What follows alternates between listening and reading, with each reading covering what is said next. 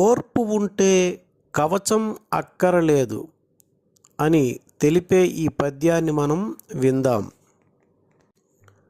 క్షమ కవచంబు క్రోధమది శత్రువు జ్ఞాతిహూతాసనుండు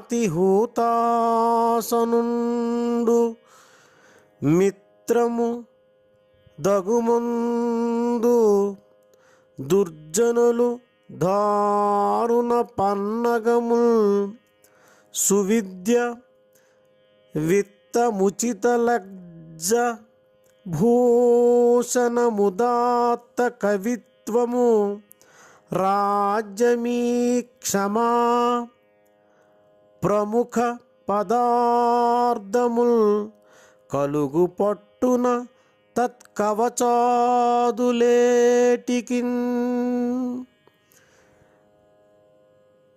ప్రముఖ పదార్థముల్ కలుగు పట్టున తత్కవచాదులేటికిన్.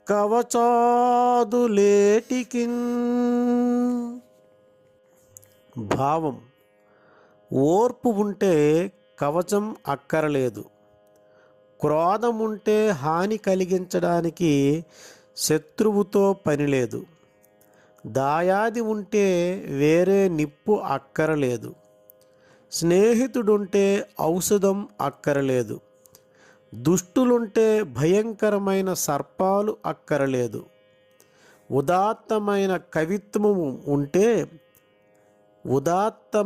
కవిత్వం ఉంటే రాజ్యంతో పనిలేదు. చక్కని విద్య ఉంటే సంపదతో ప్రయోజనం లేదు.